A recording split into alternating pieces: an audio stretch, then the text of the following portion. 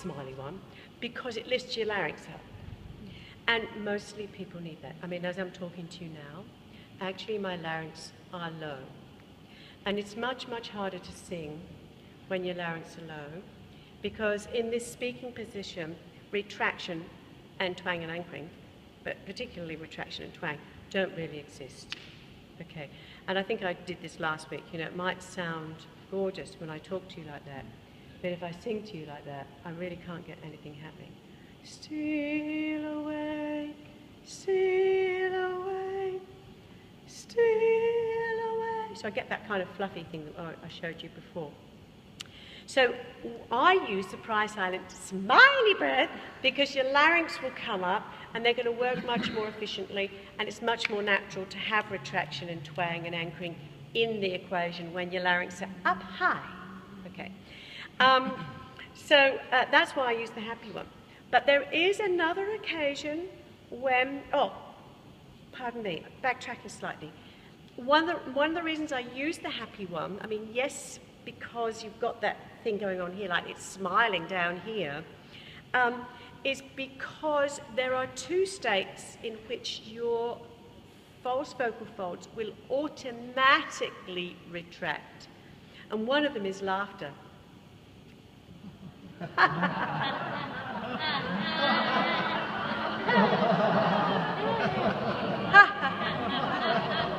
Got that? So, and indeed, there is research to show that, you know, the business of singing makes people happy because they will reflect that. Even if they're not singing themselves, they will actually retract with you if you're singing. There's research to show that. So you're turning on happy muscles, and of course, why do you feel good once you've been singing? Because you've been retracting and you've turned on the happy muscles. Got that? But I always thought it was the endorphins.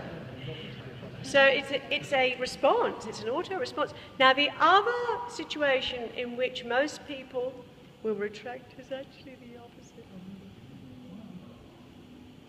When you're crying. Okay, so let's all just think about crying. The guys will find this harder. So just think about it. I was crying, my friend, crying. So just think about crying.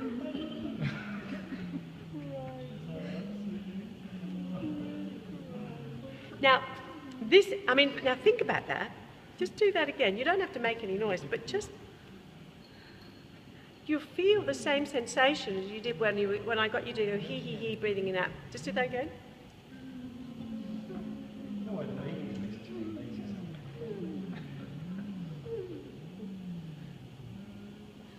Right, so you actually have the same sensation. Your larynx are lower. So I use the happy version as opposed to the crying version. But the crying version can be very useful too. So if I do this,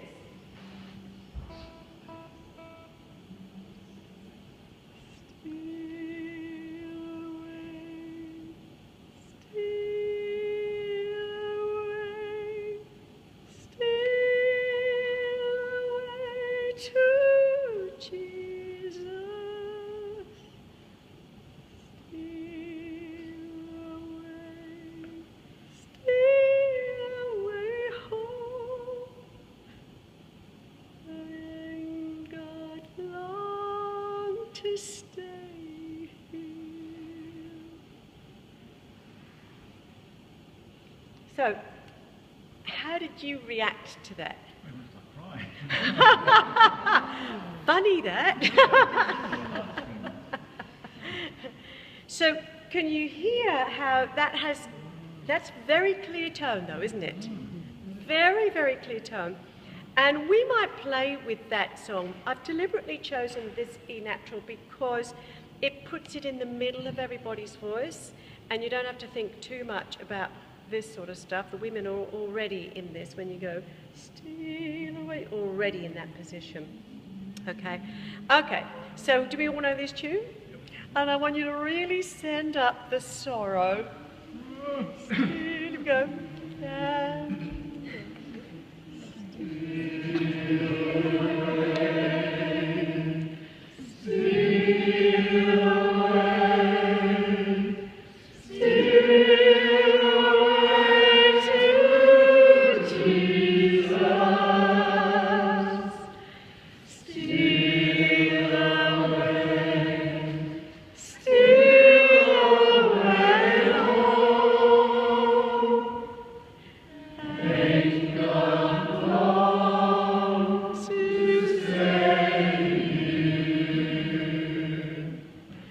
Tell me about that experience.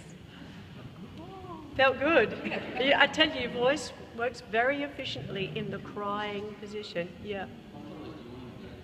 Yeah, actually, interesting you should say that because yawning. Yawning. Yeah, interesting you say that because that what Estelle calls the sob quality is very present in opera singing. Actually, it's very present in opera singing, and in opera singing you absolutely have that big spacious feeling up in the soft palate and the back of the pharynx area. That's not to say we haven't put some twang in between those two things, by the way, but that's another story for next week. So what we're looking at here then in the operatic mode is a little bit of that. So if I were to sing, for instance, "Che farò senza il ridere, dove andrò senza il mio ben." Can you hear there's a little bit of that sob in there? And that particular song is extremely sad. So, you know, it's a very useful quality, and you will always get clear tone with it. Good. Let's go back to doing Steal Away as normal people. And we'll take a surprise, silent, smiley breath. And I just want you to focus on this. In fact, I'm going to put it down slightly, and we're going to play with this idea. Steal away, steal away, steal away to Jesus. So what I'm going to do is this. I'm going to say, I want you to sing this with your false folds in the mid position. All right? We're going to change it from phrase to phrase. So this is steal, it'll be kind of dull, yeah? Here we go. And steal away, steal away, steal away to Jesus. Steal away, steal away home. I got long to take him. Got that? I deliberately put it down slightly so that when you were doing the grindy, constricted one, it was actually in the bottom of your voice, because it's easier to do it. All right? So let's do that exercise again. Did you hear that when your false vocal folds are mid, the tone is duller, then it's brighter, then it's duller, then it's constricted? So let's just play with that again. We might start off constricted this time. We're going to, again, stay in this pitch. Here we go. Steal away, steal mid, retract. Steal away to Jesus. Try mid here. Steal away. Keep it there. Steal away home. Repeat that phrase with retraction. Steal away home.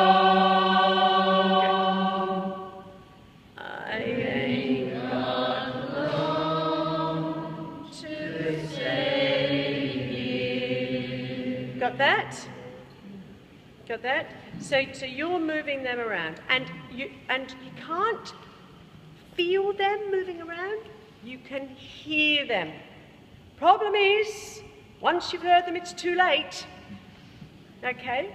So, but that kind of perception of observing the mechanism in action, having an oral on it, giving yourself a visual on it with this little trick, that actually is pure Estelle. She thought of that. This lady I'm telling you about that did all the research, she was the one who actually developed a whole series of hand signs for things, because we can't feel it. So we have to have this auto-suggestion going on for how our voice is going to work. Any questions about retraction? How do you get it?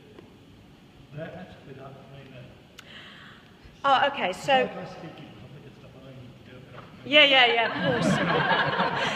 Well, very good question. Thank you, my friend, because we are all making silly faces to make that happen.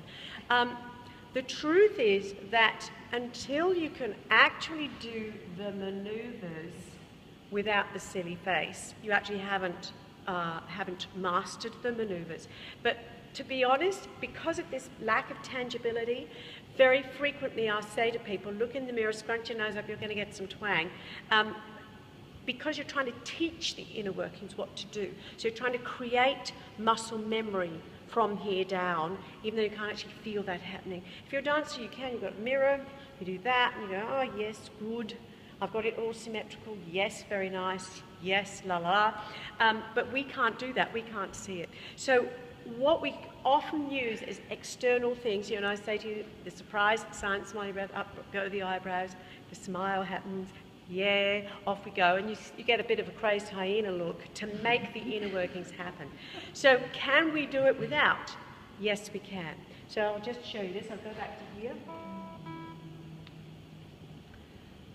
Steal away, steal away, steal away to Jesus.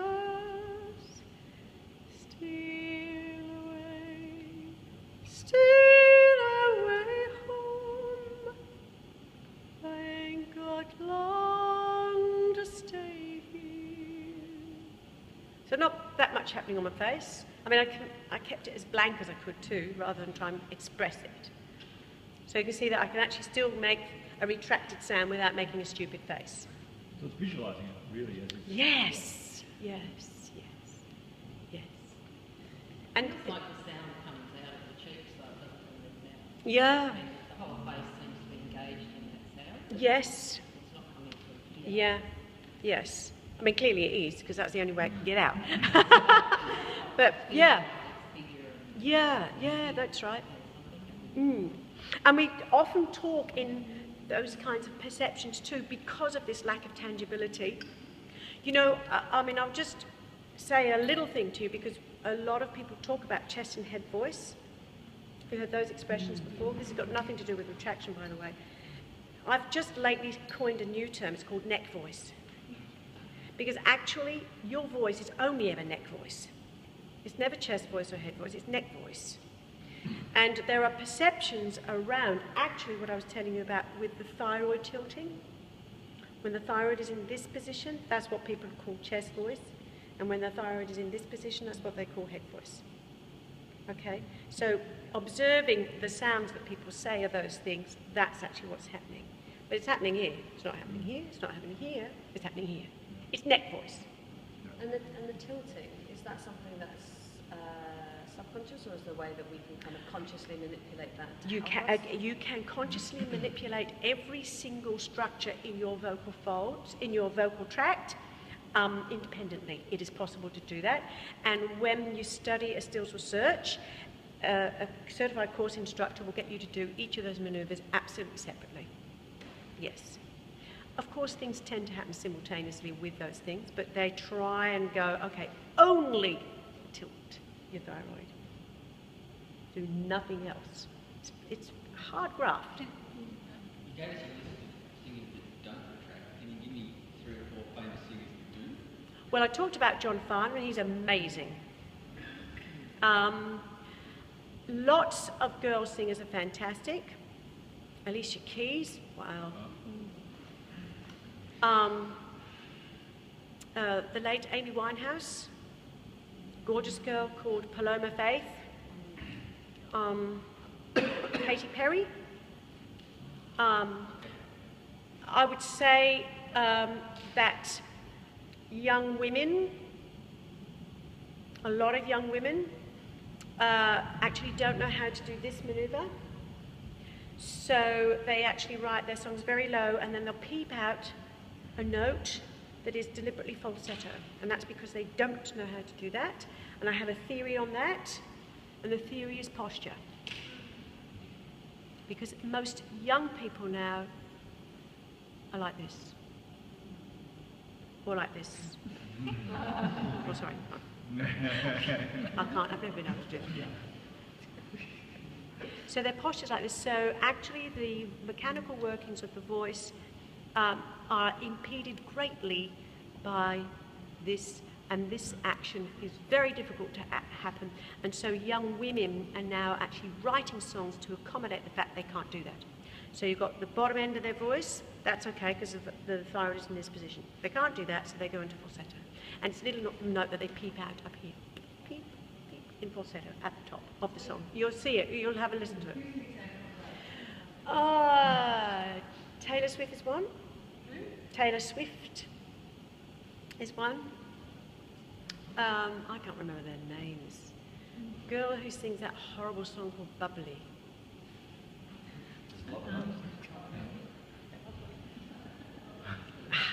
Can't remember her name.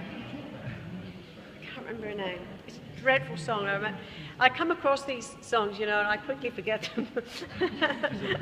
It's so bloody terrible. But it's very prevalent in younger singers, younger female singers. Very in younger singers who've got what you would describe as weak, sweet voices, as opposed to Adele, who's actually doing this, and she's, instead of doing that when she goes into the middle of the voice, she's driving it up. Driving it up, driving it up, driving it up. So for guys, is that the way to think about relaxing your jaw and making it as loose as you can when you go to those high notes? Is that all like that?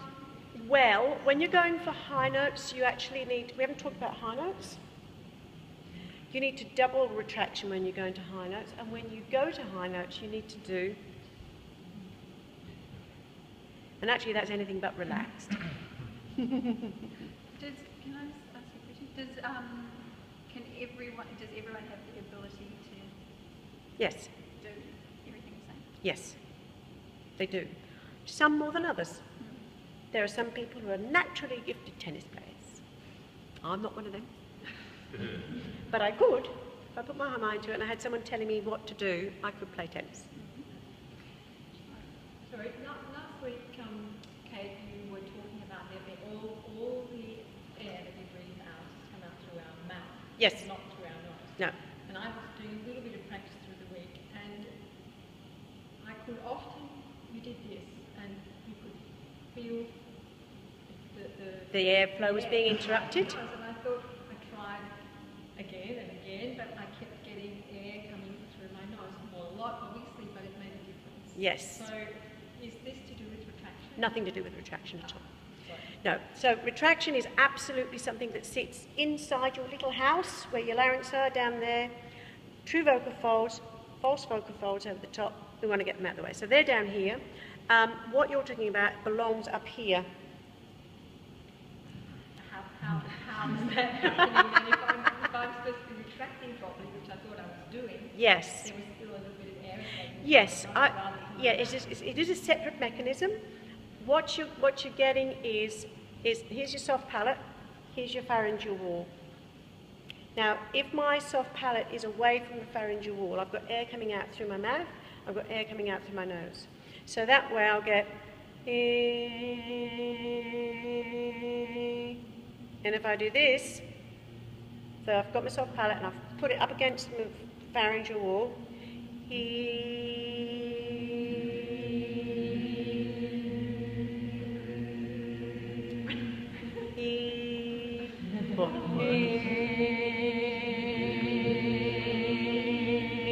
with it down, and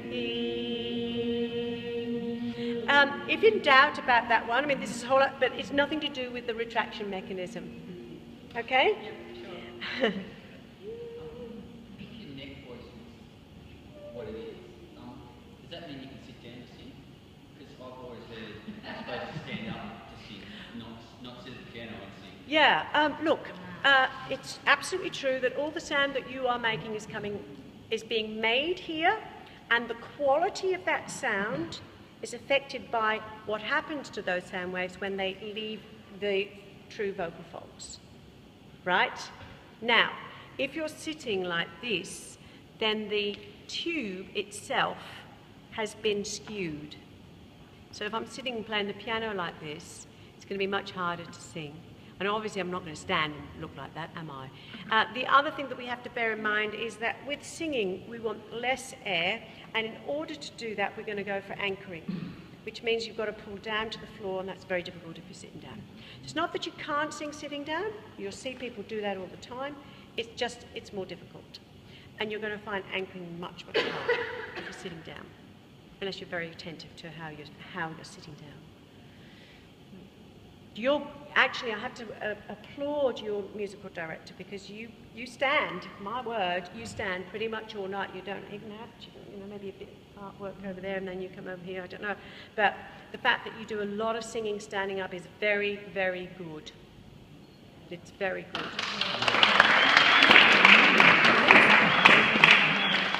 I mean, I've been with choirs where we do the whole voice prep kit thing goes on, and then their musical director says, sit yourselves down. They all sit down and start to sing with a different instrument. Wow. Because, they're sitting down and they're sitting like this, they've got the music like this, So that this instrument becomes a different one. Okay? If you want it to be consistent, retain a consistent inner vocal posture.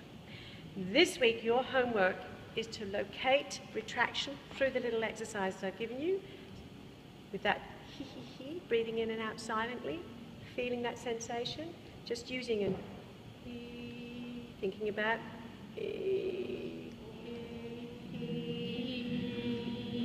that little exercise. You can think, you can think sobbing too. And don't forget that at all times, you can practice at any time your retraction wherever you are. This is something you can practice without singing a note. In the car, on the bus, put your tongue in the he position, breathe in and out silently. You don't need to make a silly face for it. Yeah? So next week you come back in touch with retraction.